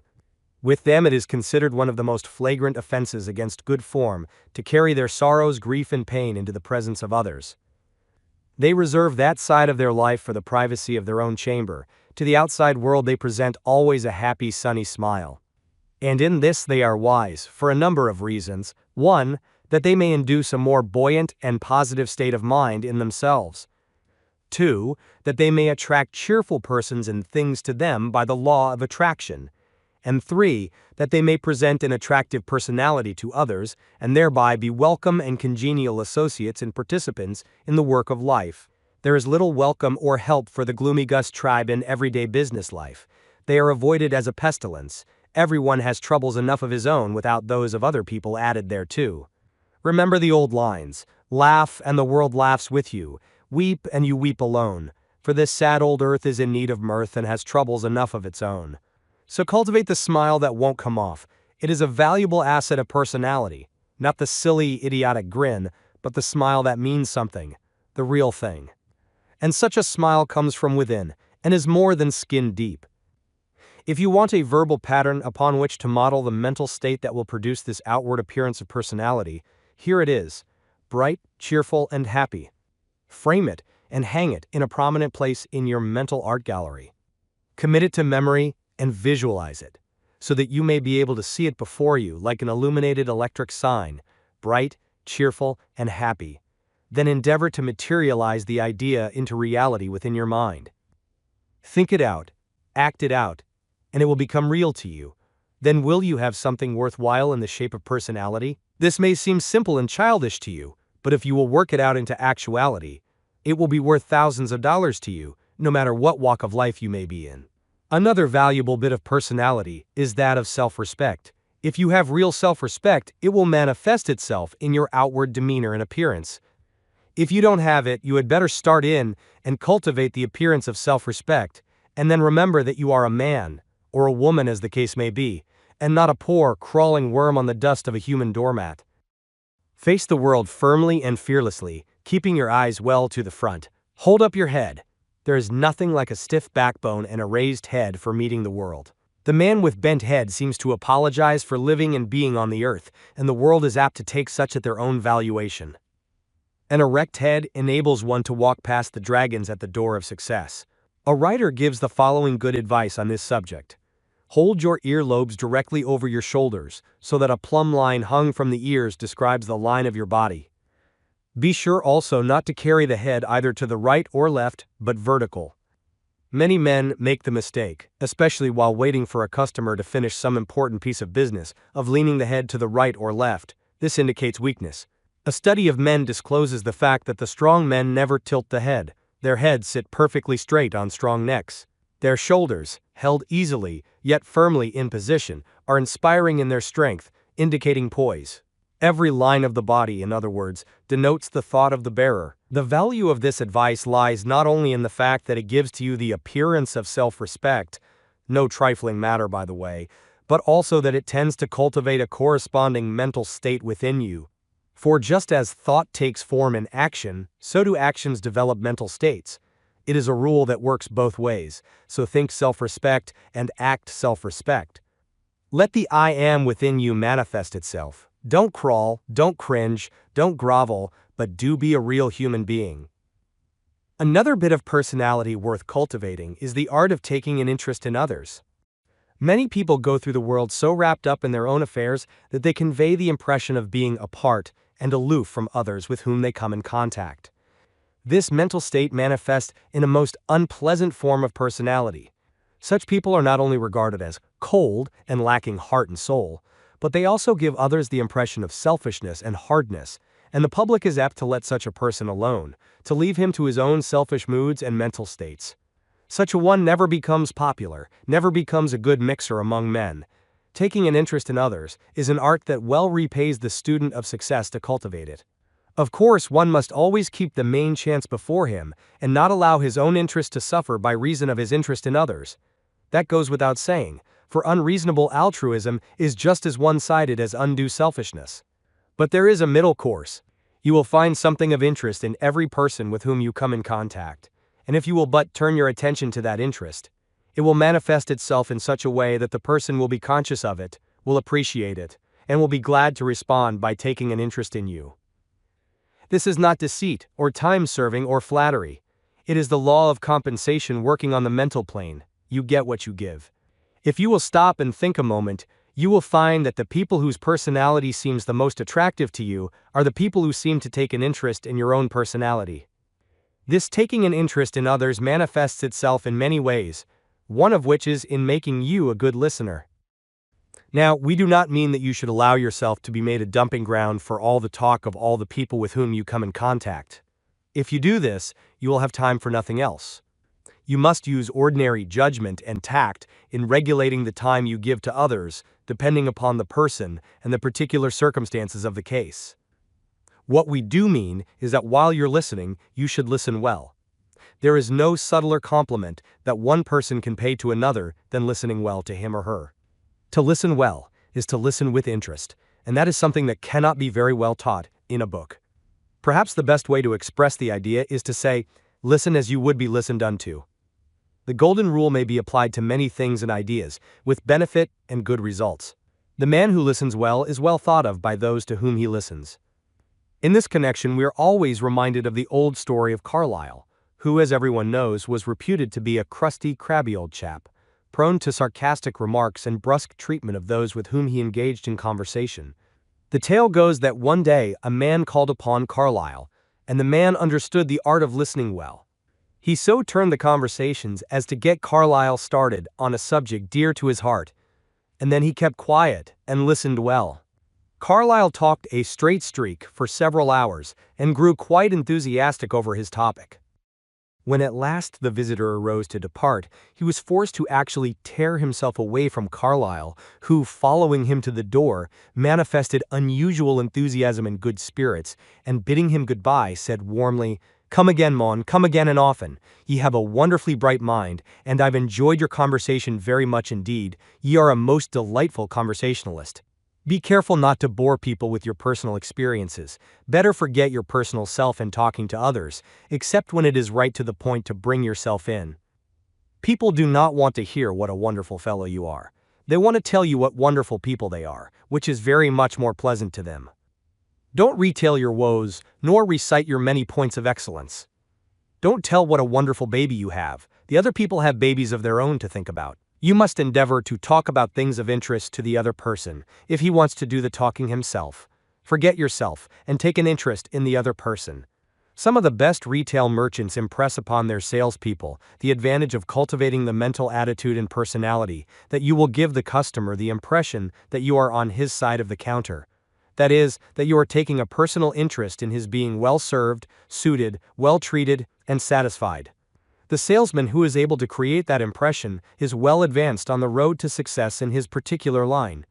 This is a difficult thing to describe, but a little observation and thought and practice along the lines laid down in the preceding lessons will do much for you in this direction. A recent writer truthfully says on this subject, "Suppose, for instance, you are in trade or a profession and wish to increase your business. It will not do, when you sell goods or services, to make the matter a merely perfunctory transaction, taking the customer's money, giving him good value, and letting him go away feeling that you have no interest in the matter, beyond giving him a fair deal, and profiting thereby.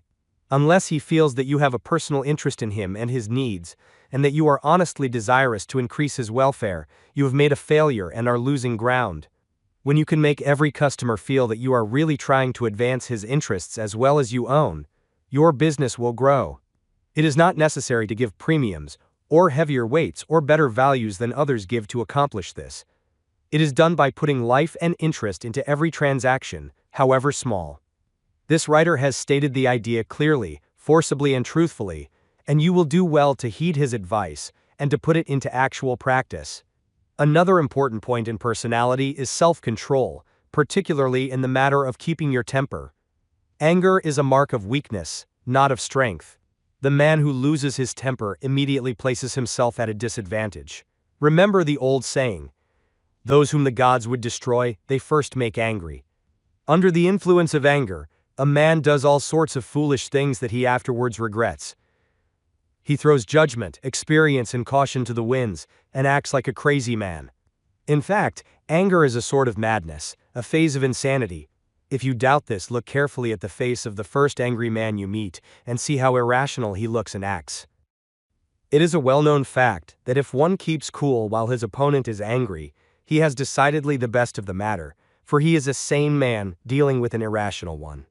It is the better policy to allow the other fellow to stew in his own fat of anger, keeping cool yourself at the same time. It is a comparatively easy matter to cool down an angry man without becoming angry with you, and as it takes two to make a quarrel, the matter is soon over. You will find that a control of the outward expression will give you control of your inner mental state. You will find that if you are able to control your voice, keeping it calm, steady, and low-pitched, you will not fly into a passion, and more than this, you will find by so doing that the voice of the other fellow will gradually come down from its loud, boisterous tones, and in the end, both of you will be pitching your voices in the same key, and you have set that keynote. This is worth remembering. This control of the voice, it is a secret well worth knowing and practicing. While we are on the subject of voice, we would like to call your attention to a further control of voice, or rather a cultivation of voice. A man having a well-controlled, even pleasant voice has an advantage over others having equal abilities in other directions, but lacking that one quality. The value of a vibrant, resonant, soft, and flexible voice is great. If you have such a voice, you are blessed. If you lack it, why start to work and cultivate it? Oh yes, you can. Did you ever hear of Nathan Shepard, the well-known public speaker? Then listen to these words of his, telling of his natural disadvantages of voice and how he overcame them and became a great speaker. He says, "When I made up my mind to devote my mind and body to public speaking, I was told by my teachers and governors that I would certainly fail, that my articulation was a failure, and it was, that my organs of speech were inadequate, and they were, and that if I would screw up my little mouth it could be put into my mother's thimble, and it could. Stinging words these certainly were, and cruel ones. I shall never forget them. Possibly, however, they stung me into a persistency that I would have never known but for these words.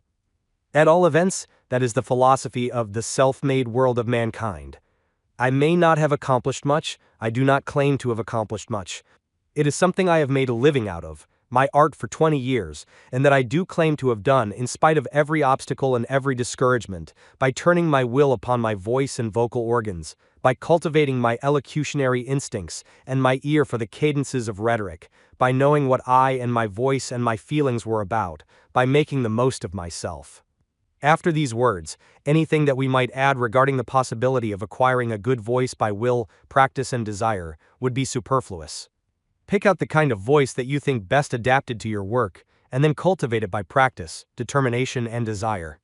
If Mr. Shepard could become a famous public speaker with such obstacles as these, then for you to say, "But I can't," is to stamp you as a weakling. It has been suggested to us that we have a few words to say regarding the carriage or physical bearing of the person, as an important part of personality, particularly in the phase of walking. But we do not think that is necessary to add to what we have said in this lesson regarding the subject. In connection with what we have also said regarding the mental state of self-respect, the main thing is to cultivate the mental state of self-respect, and the rest will follow as a natural consequence. Thought takes form in action, and the man who has self-respect embedded in his mind will surely so carry and demean him that he will give evidence of his mental state in his every physical action, gesture, carriage, and motion. He must have it within, as well as without. One must pay attention to the exterior aspect, of course, particularly in the matter of dress. One should cultivate cleanliness and neatness of both body and clothing. To be well dressed does not mean to be showily clad. In fact, the person who is best dressed is inconspicuously dressed. Cultivate a quiet, refined taste, expressed in quality rather than in showiness. And above all, be clean. In conclusion, let us impress upon you again and again that which we call personality is but the outer mask of the individual within. The mask may be changed by an effort of the will, aided by an intelligent discrimination. First, find out what kind of personality you should have, and then set to work to cultivate it, to grow it in fact. Form the mental image of what you want to be, then think of it, desire it ardently, will that you shall have it. Then act it out, over and over again, rehearsal after rehearsal, until you will actually materialize your ideal into objective reality. Make a good mental pattern or mold, and then pour in your mental material steadily and slowly. From the mold will come forth the character and personality that you desire and need. Then polish up this newborn personality until it becomes radiant with the brightness of culture. You can be what you want to be, if you only want to hard enough. Desire is the mother of the actuality. Remember once more the old rule: earnest desire, confident expectation, firm resolve. These are the three things that lead to accomplishment. And now that we have given you this little secret of success, use it. It is up to you to make good. We have pressed the button, you must do the rest. An afterword. On reading the foregoing pages after they have been set up in type, we are impressed with the idea that in spite of our determination, as expressed in the first few pages, not to attempt to lay down a code of rules or a course of conduct which should be considered as an infallible guide to success, in spite of our vowed determination not to pose as a teacher or preacher, we have nevertheless managed to do considerable in the direction of laying down the law so far as is concerned naming of things to be done or avoided. However, we feel that the advice given is good, and that the various examples quoted are calculated to arouse within the mind of the reader the spirit that leads to success. And, with this thought, we send forth these pages to those who may attract them to themselves, or who may be attracted to them under the law of attraction. But we feel that we shall not have completed our task unless we, once more, remind the reader that success is not to be gained by a blind and slavish following of anyone's rules or advice, our own, any more than any other person's. There is no royal road to success, no patent process by which the unsuccessful are to be magically transformed into captains of industry or magnates of Wall Street. There is nothing more amusing, or pitiful, according to how one views it, than the bulk of success talk given to the public by self-appointed teachers and preachers. There is no one who can, in a few pages, point out to seekers after success an infallible method, whereby each and every one may attain the success and attainment that their hearts crave. It is a cold, hard truth that each and every man must work out his own salvation in the matter of success. Rules and advice may greatly assist, and they undoubtedly do this, but the individual must accomplish the real work. He must carve out his own destiny, and there is no power above or below that will do the work for him if he refuses to perform it himself. The old saying that God helps him who helps himself is true in more senses than one. It is true in the sense that the higher aid seems to refuse to come to the assistance of one who is not willing to strike out for him and do his best. But it is true in another sense. This aid does come to one who will throw heart and soul into the task set before him, and who will do each day's work the best he knows how, with hope in his soul, and a confident expectation of better things right ahead, around the turn of the road. The wise man is the one who takes courageously the step right ahead of him, planting his foot firmly and confidently upon it, although he is unable to see further ahead. To such a one, step after step is illuminated as he proceeds, and he reaches his goal, whereas the shrinking ones, who have feared to take the obvious step because they could not see beyond it, are still waiting for something to turn up. This waiting business is a poor policy. As Garfield said, don't wait for something to turn up, go out and turn something up. Take the step before you boldly and hopefully, and the next step will then appear.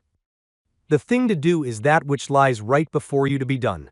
Do it the best you know how, feeling assured that in its doing you will be making progress toward the better things for which your heart has been longing. New ideas come while you are in action. In the doing of things comes the inspiration for the doing of greater things. You can always get a better running start when in action, which will give you an advantage over the best standing start imaginable. Get into action and motion. In this little work we have endeavored to call your attention to something of far greater importance than a mere code of rules and general advice. We have pointed out to you the glorious fact that within each of you there is a something within, which if once aroused would give you a greatly increased power and capacity. And so we have tried to tell you this story of the something within, from different viewpoints, so that you might catch the idea in several ways. We firmly believe that success depends most materially upon a recognition and manifestation of this something within. We think that a study of the character and work of all successful men will show you that differ as they do in personal characteristics, they all manifest that consciousness of that something within them that gives them an assurance of inward power and strength, from which proceeds courage and self-confidence. You will find that the majority of successful men feel that there is a something helping them, back of and behind their efforts. Some have called this thing by the name of luck, or destiny, or some such term. But it is all a form of the same recognition of an inward power that they are helped in some way, although they are not quite sure of the nature of the helper. In fact, the majority of them do not stop to speculate upon its nature. They are too busy and are content with the knowledge that it is there. This something within is the individual, the I in each of them, the source of the power which men manifest when they express it. And this little book is written in the hopes that to many it may be the first step toward the recognition, unfoldment, and manifestation of this inward power. We earnestly urge upon you to cultivate this I am consciousness, that you may realize the power within you. And then there will come naturally to you the correlated consciousness, which expresses itself in the statement, I can and I will, one of the grandest affirmations of power that man can make.